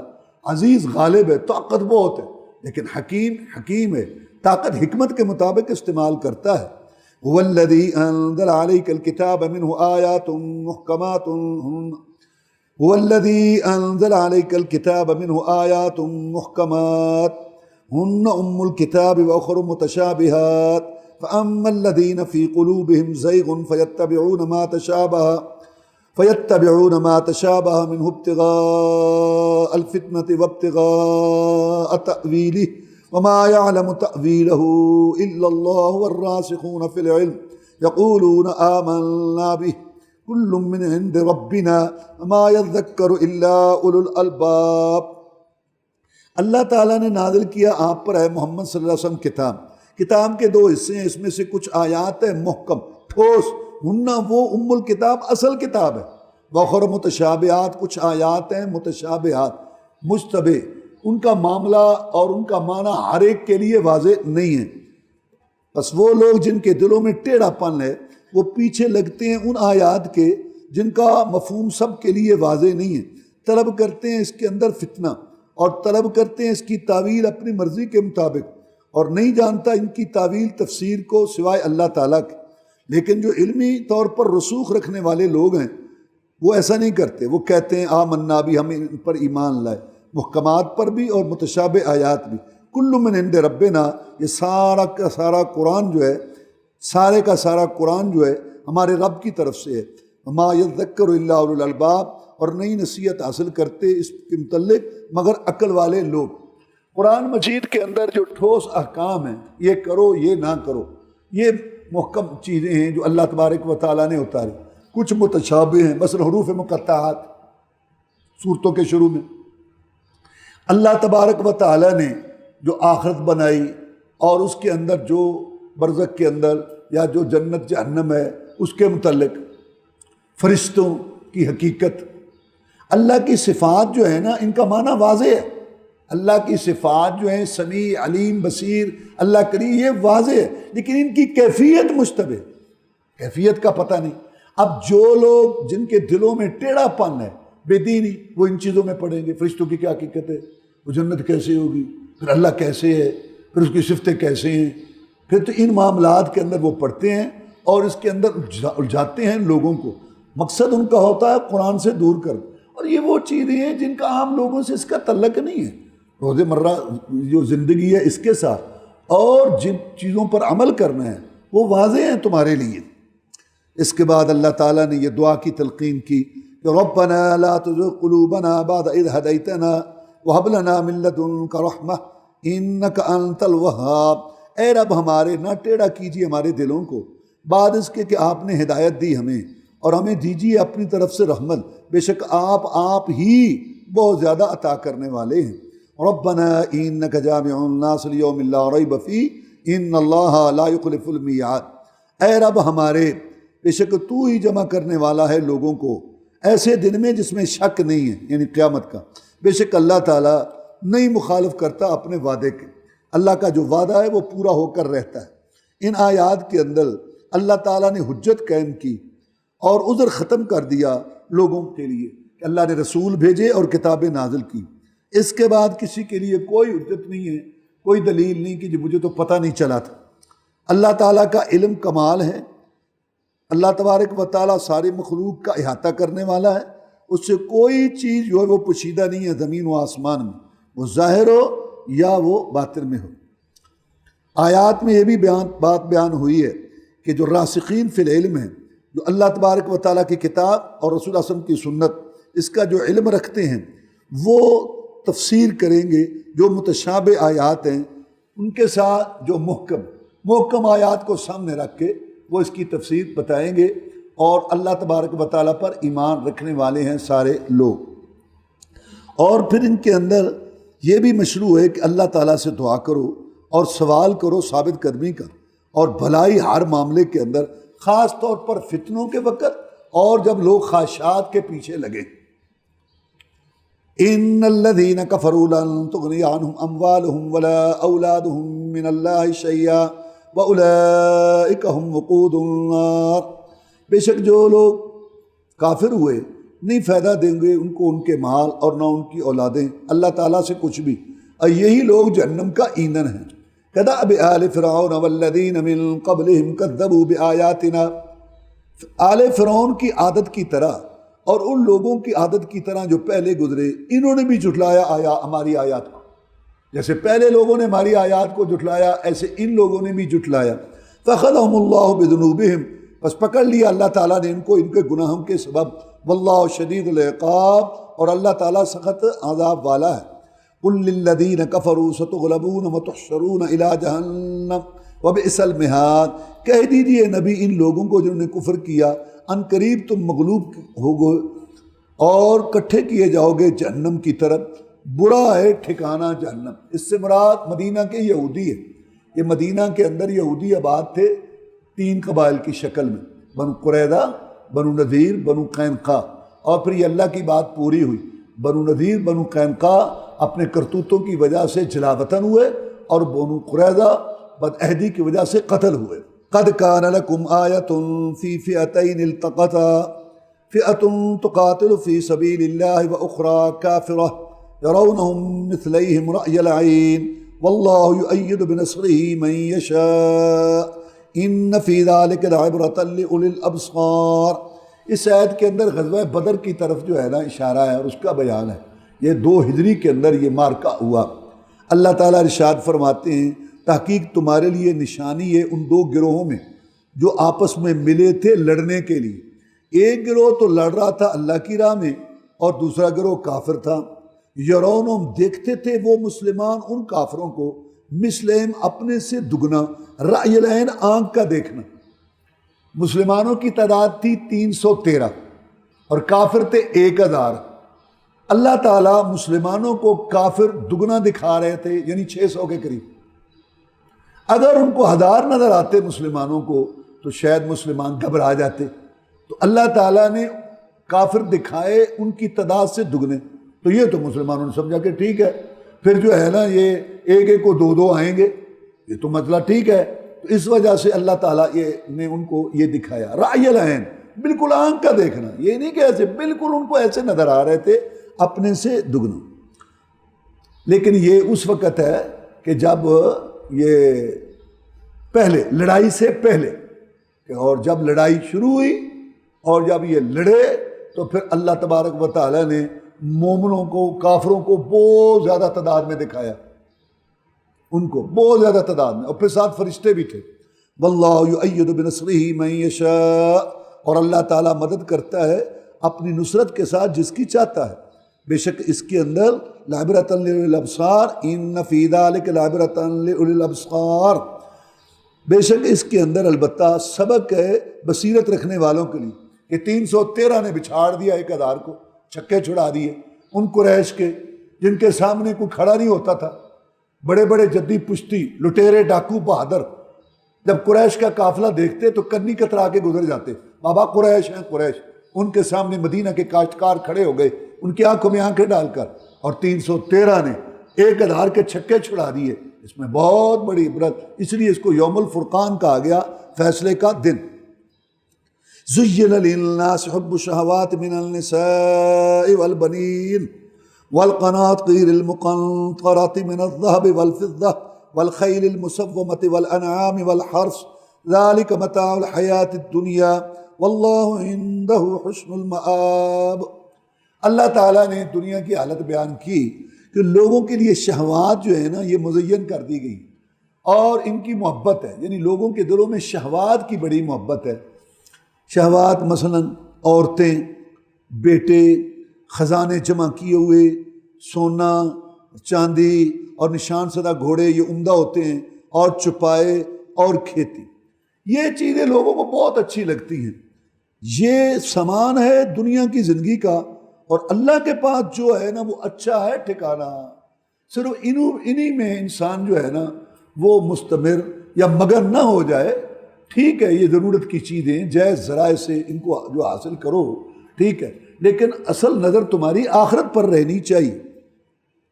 قُلْ أَنُبِّئُكُم بِخَيْرٍ مِّن ذَلِكُمْ لِلَّذِينَ اتَّقَوْا عِندَ رَبِّهِمْ جَنَّاتٌ تَجْرِي مِن تَحْتِهَا الْأَنْهَارُ خَالِدِينَ فِيهَا وَأَزْوَاجٌ مُطَهَّرَةٌ وَرِضْوَانٌ مِّنَ اللَّهِ وَاللَّهُ بَصِيرٌ بِالْعِبَادِ۔ نبی کہے ان کو کہ میں تمہیں خبر نہ دوں ان چیزوں سے بہتر ان لوگوں کے لیے جو تقوی اختیار کرتے ہیں۔ یہ جو چیزیں نا دنیا کی تو کچھ بھی نہیں ہے۔ متقین کے لیے، اللہ سے ڈرنے والے جو اپنے رب سے ڈرتے ہیں، ان کے لیے تو اللہ نے باغات جنتیں تیار کر رکھی ہیں جس کے نیچے سے نہریں چلتی ہیں، ہمیشہ رہیں گے اس میں، اور بیویاں ہوں گی ان کے لیے وہاں پاکیزہ، یہ دنیاوی آلائشوں سے وہ پاک صاف ہوں گی، اور رضامندی ہوگی اللہ تعالیٰ کی، اور اللہ تعالیٰ دیکھنے والا ہے بندوں کو۔ بندوں کے اعمال ہر وقت اللہ تبارک و تعالیٰ کے سامنے ہیں۔ ان آیات کے اندر اللہ تبارک و تعالیٰ نے یہ بات بیان کی کہ کافر لوگ جو ہیں اپنے مالوں اور اولادوں پر بہت زیادہ جو ہے وہ غرور کرتے ہیں، ان کو قیامت کے دن اللہ کے عذاب سے یہ چیزیں نہیں بچا سکیں گی۔ اور یہ بات بیان کی کہ مدد جو اللہ کی طرف سے آتی ہے اس کا تعداد اور سامان کے ساتھ تعلق نہیں، مدد تو اللہ تعالیٰ کرتا ہے جس کی چاہتا ہے۔ اللہ تبارک و تعالیٰ نے لوگوں کے لیے مختلف چیزیں پیدا کی ہیں، یہ دنیا کی خواہشات شہوات، تاکہ ان کو آزمائے، اور اللہ تبارک و تعالیٰ وعدے کرنا چاہتا ہے کہ کون اللہ کی حدوں کو مانتا ہے اور کون ان چیزوں کے پیچھے اپنی مرضی کے مطابق جو ہے وہ چلتا ہے۔ یہ چیزیں جن کا ذکر ہوا ہے دنیا کی، یہ حلال ہیں تو کچھ حدود اور قیود کے ساتھ۔ اب کون ہے جو ان پہ بغیر حدود قیود کے اللہ کے احکام، رسول اللہ صلی اللہ علیہ وسلم کی ہدایات کی پرواہ کیے بغیر ان کی طرف مائل ہوتا ہے، یا اللہ تعالیٰ کے حدود اور قیود کا خیال رکھتا ہے؟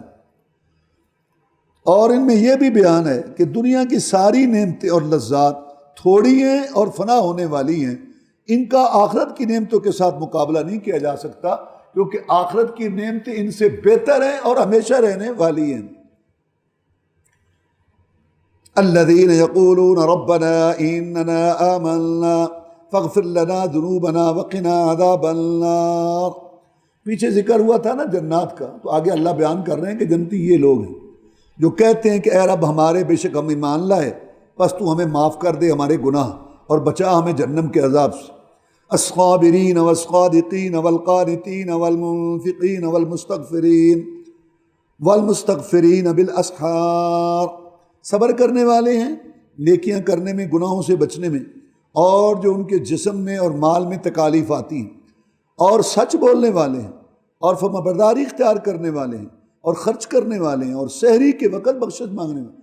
یہ وقت بہت زیادہ جو ہے نا توجہ کا ہوتا ہے، اس وقت چونکہ یہ شور شرابہ آوازیں نہیں ہوتی، تو سحری کے ٹائم خاص طور پر وہ اللہ تعالیٰ کی طرف رجوع کرتے ہیں۔ شہد اللہ انہ لا الہ الا ہو، شہد اللہ انہ لا الہ الا ہوا والملائکۃ وَأُولُو الْعِلْمِ قَائِمًا بِالْقِسْطِ لا الہ الا هو العزیز الحکیم۔ گواہی دی اللہ تعالیٰ نے اس بات کی کہ نہیں ہے کوئی سچا معبود مگر وہی۔ یہ اللہ کی گواہی کیا ہے کہ اللہ تعالیٰ نے یہ مخلوق پیدا کی، اور اللہ تعالیٰ نے دلائل اتارے کتابوں میں نبیوں رسولوں کے ذریعے۔ اللہ تعالیٰ کے ساتھ فرشتوں نے بھی گواہی دی اور اہل علم نے بھی گواہی دی، بالکل انصاف کے ساتھ قائم ہوتے ہوئے گواہی دی۔ کس چیز کی؟ اللہ تعالیٰ کی توحید کی، کہ اللہ تبارک و تعالیٰ ایک ہے اور وہ سچا معبود ہے، لا الہ الا ہوا، نہیں ہے کوئی سچا معبود مگر وہی، العزیز غالب الحکیم حکمت والا ہے۔ ان الدین عند اللہ الاسلام ما اختلف الذین اوتوا الکتاب الا من بعد ما جاءهم العلم وما اختلف الذين اوتوا الكتاب الا من بعد ما جاءهم العلم بغيا بينهم ومن يكفر بآيات الله فإن الله سريع الحساب۔ بے شک دین تو اللہ کے ہاں اسلام ہے، اللہ کا پسندیدہ دین اسلام ہے، جیسے دوسرے مقام پہ فرمایا وَرَضِيتُ لَكُمُ الْإِسْلَامَ دِينًا، کہ میں نے تمہارے لیے اسلام کو پسند کیا ہے دین کے طور پر۔ اور نہیں اختلاف کیا ان لوگوں نے جو دیے گئے کتاب، مگر بعد اس کے کہ ان کے پاس علم آ گیا، بغیم بینہم، حسد کے طور پر آپس میں۔ اور جو کفر کرے گا اللہ تعالیٰ کی آیات کے ساتھ، بے شک اللہ تبارک و تعالیٰ جلدی ہے حساب لینے والا۔ یہ لوگ جو ہیں انہوں نے اختلاف کیا علم کے آنے کے بعد، حالانکہ علم کے آنے کے بعد اختلاف نہیں کرنا چاہیے تھا۔ وجہ کیا بنی؟ کہ انہوں نے حسد کیا، حسد کی وجہ سے دنیا کی ان کو ہرس تھی اور حسد تھا، اس وجہ سے انہوں نے اختلاف کیا۔ فَإِنْ حَاجُّوكَ فَقُلْ أَسْلَمْتُ وَجْهِيَ لِلَّهِ وَمَنِ اتَّبَعَنِ وَقُلْ لِلَّذِينَ أُوتُوا الْكِتَابَ وَالْأُمِّيِّينَ أَأَسْلَمْتُمْ فَإِنْ أَسْلَمُوا فَقَدِ اهْتَدَوْا وَإِنْ تَوَلَّوْا فَإِنَّمَا عَلَيْكَ الْبَلَاغُ وَاللَّهُ بَصِيرٌ بِالْعِبَادِ۔ ان دلائل کے باوجود اگر یہ تیرے ساتھ جھگڑا کریں اے محمد صلی اللہ علیہ وسلم، تو ان کو جواب دے کہ میں تو فرمانبرداری اختیار کرنے والا ہوں، میں اور میرے پیروکار مومنوں میں سے اللہ کے لیے۔ اور اے رسول ان کو کہہ اہل کتاب کو اور مشرکین کو کہ کیا تم اللہ تعالیٰ کے لیے ایمان لاتے ہو اخلاص کے ساتھ اتباع کرتے ہوئے اس چیز کی جو میں لے کے آیا ہوں؟ اگر تو وہ اسلام لائیں اور اطاعت کریں اللہ تعالیٰ کی اور پیروی کریں تیری شریعت کی جو تو لے کے آیا، تو پھر تو وہ چلیں گے ہدایت کی راہ پر۔ اور اگر وہ اعراض کریں اسلام سے تو پھر نہیں ہے تیرے ذمے مگر یہ ہے کہ تو ان کو پہنچائے جو تیری طرف بھیجا گیا ہے، وہ ان کو پہنچا دے اور ان کا معاملہ اللہ کے سپرد دے۔ بس اللہ تعالیٰ دیکھ رہا ہے اپنے بندوں کو، ہر ایک کو بدلہ دے گا اس کے عمل کے مطابق۔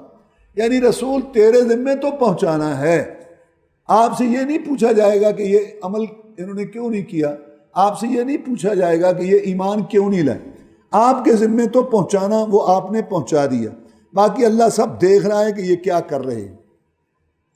ان الذين يكفرون بآيات الله ويقتلون النبيين بغير حق ويقتلون الذين يأمرون بالقسط من الناس فبشرهم بعذاب أليم۔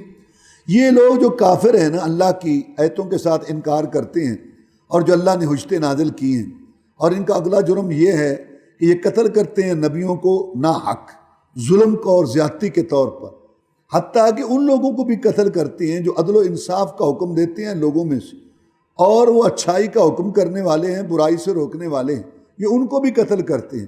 نبی ان کافروں کو خوشخبری دے دے جو دردناک عذاب ان کے لیے تیار کیا گیا ہے۔ یہ خوشخبری اس لیے کہا گیا بطور استہزاء کے، مذاق۔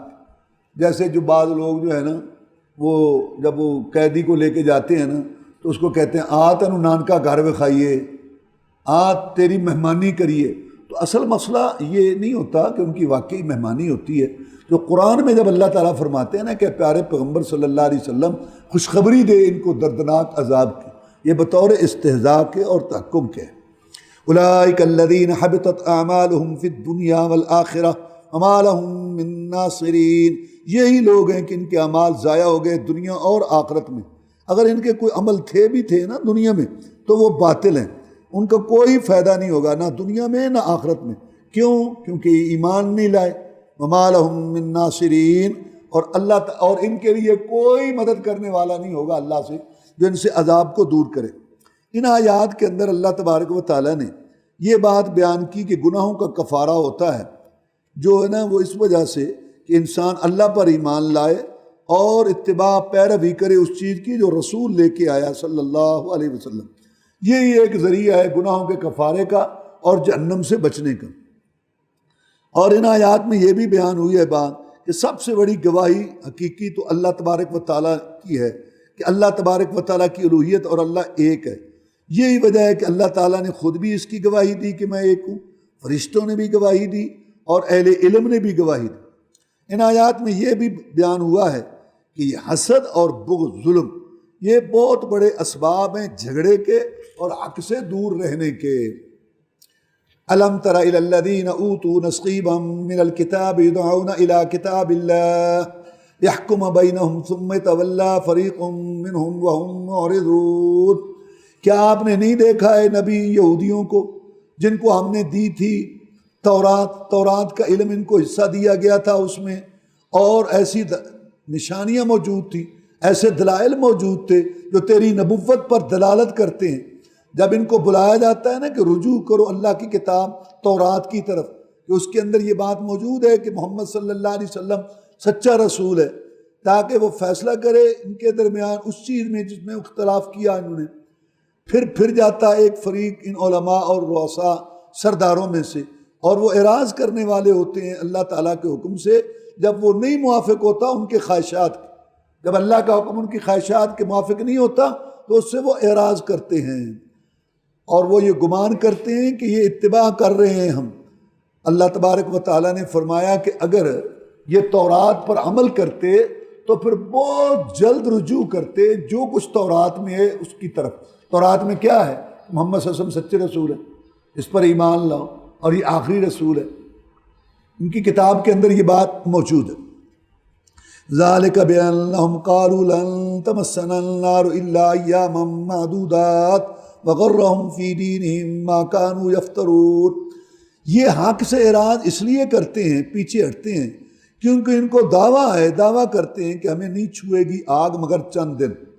دھوکے میں ڈال رکھا ہے ان کو دین میں اس چیز نے جو یہ جھوٹ گھڑتے ہیں۔ یہ جو جھوٹ ہے نا اور باطل باتیں، ان چیزوں نے ان کو اپنے دین کے اندر جو ہے نا دھوکے میں ڈالا ہوا ہے۔ سارے جرائم کرنے کے باوجود یہ سمجھتے ہیں کہ ہم جہنم میں چند دن رہیں گے۔ فَكَيْفَ إِذَا جَمَعْنَاهُمْ لِيَوْمٍ لَا رَيْبَ فِيهِ وُفِّيَتْ كُلُّ نَفْسٍ مَا كَسَبَتْ وَهُمْ لَا يُظْلَمُونَ۔ نبی صلی اللہ علیہ وسلم ان کو کہے کہ کیسے ان کو تمہاری حالت ہوگی، اور ان کی شرمندگی کا وقت جو ہوگا ان قریب وہ آنے والا ہے، اس برے دن میں جب کہ ہم جمع کریں گے ان کو حساب کے لیے، ایسا دن جس میں کوئی شک نہیں ہے، اور اس دن ہر جان کو اس کا بدلہ پورا دیا جائے گا جو اس نے عمل کیا، اور اس پر ظلم نہیں کیا جائے گا کہ نیکیوں کی کمی کی جائے یا برائیوں کی سزا زیادہ ملے۔ قُلِ اللَّهُمَّ مَالِكَ الْمُلْكِ تُؤْتِي الْمُلْكَ مَن تَشَاءُ وَتَنزِعُ الْمُلْكَ مِمَّن تَشَاءُ وَتُعِزُّ مَن تَشَاءُ وَتُذِلُّ مَن تَشَاءُ بِيَدِكَ الْخَيْرُ إِنَّكَ عَلَىٰ كُلِّ شَيْءٍ قَدِيرٌ۔ اے نبی کہے اللہ کی تعریف کرتے ہوئے اور اس کی تعظیم بیان کرتے ہوئے تو یہ بات کہے کہ اے اللہ تو مالک ہے بادشاہی کا پوری دنیا میں اور آخرت میں بھی، اور تو دیتا ہے بادشاہی جس کو تو چاہتا ہے اپنی مخلوق میں سے، اور چھینتا ہے تو بادشاہی جس سے چاہتا ہے مخلوق میں سے، اور تو عزت دیتا ہے جس کو چاہتا ہے ان میں سے، اور تو ذلیل کرتا ہے جس کو چاہتا ہے ان میں سے، اور یہ سارے کا سارا تیری حکمت اور انصاف کے مطابق ہے، اور تیرے ہی ہاتھ میں بھلائی ہے ہر چیز کی، اور تو ہر چیز پر قادر ہے۔ تولج اللیل فی النہار وتولج النہار فی اللیل وتخرج الحی من المیت وتخرج المیت من الحی وترزق من تشاء بغیر حساب۔ اللہ تعالیٰ کی قدرتوں میں سے اے نبی تو اس کو کہے کہ اے اللہ تو داخل کرتا ہے رات کو دن میں، تو داخل کرتا ہے رات کو دن میں، اور تو داخل کرتا ہے دن کو رات میں، یعنی کبھی رات بڑی دن چھوٹا اور کبھی دن چھوٹا رات بڑی۔ وَتُخْرِجُ الْحَيَّ مِنَ الْمَيِّتِ وَتُخْرِجُ الْمَيِّتَ مِنَ الْحَيِّ، اور تو نکالتا ہے زندے کو مردے سے اور تو نکالتا ہے مردے کو زندے سے۔ وَتُخْرِجُ الْحَيَّ مِنَ الْمَيِّتِ وَتُخْرِجُ الْمَيِّتَ مِنَ الْحَيِّ، اور تو نکالتا ہے زندے کو مردے سے اور تو نکالتا ہے مردے کو زندے سے۔ بے جان نطفے سے جاندار، جاندار سے بے جان نطفہ، انڈے سے مرغی، مرغی سے انڈا، گٹھلی سے کھجور، کھجور سے گٹھلی، دانے سے بالی، بالی سے دانہ، مومن سے کافر، کافر سے مومن۔ یہ سارا اس کے اندر موجود ہے کہ تو نکالتا ہے زندے کو مردے سے اور تو نکالتا ہے مردے کو زندے سے۔ وَتَرْزُقُ مَن تَشَاءُ بِغَيْرِ حساب، اور تو رزق دیتا ہے جس کو تو چاہتا ہے بغیر حساب کے۔ لا يتخذ المؤمنون الكافرين أولياء من دون المؤمنين ومن يفعل ذلك فليس من الله في شيء إلا أن تتقوا منهم تقاه ويحذركم الله نفسه وإلى الله المصير۔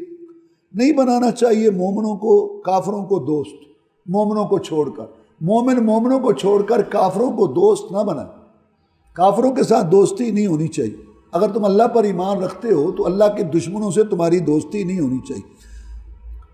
وَمَن يَفْعَلْ ذَلِكَ فَلَيْسَ مِنَ اللَّهِ فِي شَيْءٍ، اور جو یہ کرے گا نا، یہ دوستی ان کافروں سے رکھے گا تو اللہ کے ساتھ اس کا کوئی تعلق نہیں۔ ہاں یہ اللہ نے اجازت دے دی، إِلَّا أَن تَتَّقُوا مِنْهُمْ تُقَاةً، مگر یہ کہ تم ڈرو ان سے ڈرنا۔ یہ ہے کہ اگر کافروں کے ملک میں رہتے ہو اور وہاں ان کے کنٹرول میں، اور وہاں تمہیں اپنی جان کا خطرہ ہے، تمہیں اپنی جانوں کا خطرہ ہے، اس طرح تو تم دل سے ان سے نفرت کرتے ہوئے ظاہری طور پر اگر کوئی بات ان کی بات میں ملا دیتے ہو، اس وجہ سے کہ جب تمہاری جان کو خطرہ ہے اس کی تمہیں اجازت ہے، لیکن دل سے نفرت ہونی چاہیے، ان کی شکل صورت، ان کے لباس اور ان کے کلچر ثقافت کو نہیں اپنانا چاہیے۔ اور اللہ تعالیٰ تمہیں ڈراتا ہے اپنی جان سے، اپنے آپ سے۔ وَإِلَى اللَّهِ الْمَصِيرُ، اور اللہ ہی کی طرف ہے المصیر، لوٹنا۔ وَيُحَذِّرُكُمُ اللَّهُ نَفْسَهُ، اور اللہ تعالیٰ تمہیں ڈراتا ہے اپنے آپ سے، اور اللہ ہی کی طرف ہے المصیر، لوٹنا۔ قُلْ إِن تُخْفُوا مَا فِي صُدُورِكُمْ أَوْ تُبْدُوهُ يَعْلَمْهُ اللَّهُ وَيَعْلَمُ مَا فِي السَّمَاوَاتِ وَمَا فِي الْأَرْضِ وَاللَّهُ عَلَى كُلِّ شَيْءٍ قَدِيرٌ۔ کہہ دیجئے نبی صلی اللہ علیہ وسلم، اگر تم چھپاؤ جو تمہارے سینوں میں ہے یا ظاہر کرو اس کو، اللہ اس کو جانتا ہے، کیونکہ اللہ تو جانتا ہے جو آسمانوں میں اور جو زمین میں، اور اللہ تعالیٰ ہر چیز پہ قدرت رکھنے والا ہے۔ ان آیات کے اندر اللہ تعالیٰ نے یہ بات بیان کی کہ توفیق ہدایت اللہ کی طرف سے ہے۔ اگر انسان بہت بڑے مرتبے پر بھی پہنچ جائے، اگر اللہ کی توفیق نہ ہو تو وہ فائدہ نہیں اٹھا۔ جیسے یہود، کتاب بھی تھی، نبیوں کی اولاد تھے، رسولوں کی اولاد تھے، سارا کچھ جانتے تھے، لیکن ان کو توفیق نہیں ملی، یہ رسول اللہ صلی اللہ علیہ وسلم پر ایمان نہیں لائے، بہت تھوڑے ان میں سے ایمان لائے۔ اور ان میں یہ بھی بات بیان ہے کہ ملک تو سارے کا سارا اللہ ہے، ملک تو سارے کا سارا اللہ کے لیے، وہی دینے والا ہے، وہی روکنے والا ہے، وہی عزت دینے والا ہے، وہی ذلت دینے والا ہے، ہر قسم کی بھلائی اللہ کے ہاتھ میں ہے، اور اسی کی طرف سارے معاملات لٹائے جائیں گے۔ اللہ کے علاوہ کسی اور سے سوال نہیں کیا جانا چاہیے، کیونکہ جب سب کچھ اسی کے پاس ہے تو پھر سوال بھی اللہ تعالیٰ سے کیا جانا چاہیے۔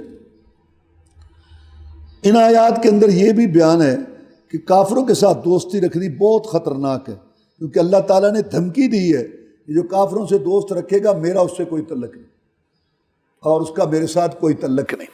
یوم تجد کل نفس ما عملت من خیر محضرا وما عملت من سوء تود لو ان بینها وبینه امدا امدا بعیدا ویحذرکم اللہ نفسہ واللہ رؤوف بالعباد۔ قیامت کے دن پائے گی ہر جان جو اس نے عمل کیا اچھا حاضر سامنے، اور جو اس نے عمل کیا برا وہ بھی سامنے حاضر، اور خواہش کرے گی جان کاش کہ اس کے درمیان اور اس کے گناہوں کے درمیان بہت لمبی ایک مسافت ہو جائے، اور اللہ تعالیٰ تمہیں ڈراتا ہے اپنے آپ سے، اور اللہ تعالیٰ شفقت کرنے والا ہے اپنے بندوں کے ساتھ۔ قل ان کنتم تحبون اللہ فاتبعونی یحببکم اللہ یغفر لکم ذنوبکم واللہ غفور الرحیم۔ کہہ دیجیے پیارے پیغمبر صلی اللہ علیہ وسلم، اگر تم اللہ سے محبت کرنا چاہتے ہو تو اس کا ایک ہی طریقہ ہے، پس میری اتباع پیروی کرو۔ نماز، نیاز، روزے، حج، درود، وظیفے، شادی غمی، سیاست، معیشت، معاشرت، شکل و صورت، لباس، دیکھنے سننے، مال کمانے، خرچ کرنے میں، صبح شام رات دن گزارنے کے اندر، اور بیوی بچوں کے مسئلہ میں، ہر چیز میں تو میری اتباع پیروی کرو۔ نتیجہ کیا نکلے گا؟ اللہ تبارک و تعالیٰ تمہارے ساتھ محبت کرے گا اور تمہارے گناہ بھی معاف کر دے گا، اور اللہ تعالیٰ بخشنے والا مہربان۔ پہلے تم کہتے ہو کہ ہمیں اللہ سے محبت ہے، اگر صحیح معنی میں رسول اللہ صلی اللہ علیہ وسلم کی اطاعت تابع داری کرو گے پھر تم اللہ کے محبوب بن جاؤ گے۔ حضرت عمر بن عاص رضی اللہ تعالیٰ عنہ کافروں کے بہت بڑے لیڈر تھے، مسلمان ہونے کے لیے آئے رسول اللہ صلی اللہ علیہ وسلم کے پاس۔ جب آپ نے ہاتھ آگے بڑھایا نا اسلام کی بیعت لینے کے لیے، تو عمر بن عاص رضی اللہ تعالیٰ نے اپنا ہاتھ پیچھے کھینچ لیا۔ تو آپ نے فرمایا کہ عمر بن عاص کیا بات ہے، تمہارا ارادہ بدل گیا ہے؟ اس نے کہا اے محمد صلی اللہ علیہ وسلم، ارادہ نہیں بدلا، مکہ سے آیا ہوں 300 میل کا سفر کر کے کچھ سوچ کے آیا ہوں، تو سچا نبی سچا رسول مان چکا ہوں، تیرے سامنے ہمیشہ ہم نے منہ کی کھائی، ہم قریش پر کوئی غالب نہیں آ سکا، لیکن تیرے سامنے ہم ذلیل ہوئے، یہ بت اور یہ معبود ہم نے جو بنائے ہوئے تھے یہ بھی ہمارے کام نہ آئے، سمجھ چکا ہوں تو سچا رسول ہے، لیکن اسلام لانے سے پہلے ایک شرط لگانا چاہتا ہوں۔ فرمایا لگا، کیا شرط لگاتا ہے؟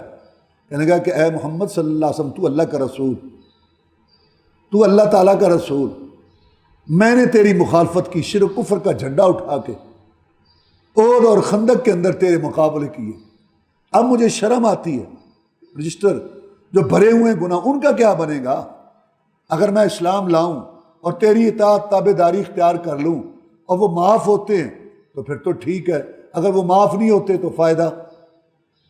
سید الاولین والآخرین، امام المجاہدین، رہبر الرہنما، مقتدیٰ و پیشوا، امام اعظم، قائد اعظم، مرشد اعظم جناب محمد الرسول اللہ صلی اللہ علیہ وسلم نے اپنے دو پیارے ہونٹوں، میٹھی زبان سے، موتیوں سے قیمتی، پہاڑوں سے ٹھوس یہ ارشاد فرمایا، عمر تجھے اس مسئلے کا پتہ نہیں ہے کہ جب کوئی اسلام لا کے صحیح معنی میں میری اطاعت تابع داری شروع کر دے اللہ تعالیٰ پچھلے سارے گناہ معاف کر دیتے ہیں۔ قل اطیعوا اللہ والرسول فإن تولوا فإن اللہ لا يحب الكافرین، کہہ دیجئے نبی صلی اللہ علیہ وسلم اطاعت کرو اللہ تعالیٰ کی اور رسول کی۔ اللہ رسول کی اطاعت کا مطلب ہے اللہ رسول کی بات مانو۔ فإن تولوا، پس اگر وہ اعراض کر لیں، کہیں کہ نہیں ہم اطاعت نہیں کریں گے. فإن اللہ لا يحب الکافرین، پس بے شک اللہ تبارک و تعالیٰ جو ہے نا نہیں دوست رکھتے کافروں کو. اس کا مطلب ہے جو اللہ رسول کی باتیں نہیں مانتے، جن چیزوں کا اللہ نے حکم دیا ہے ان کو نہیں کرتے، اور جن چیزوں سے اللہ نے روکا ہے ان سے نہیں روکتے، اور ان چیزوں کا انکار کرتے ہیں کہ ہم اپنی مرضی کریں گے، تو یہ لوگ کافر ہیں اور اللہ تعالیٰ کافروں کو دوست نہیں رکھتا. وآخر دعوانا الحمدللہ رب العالمین.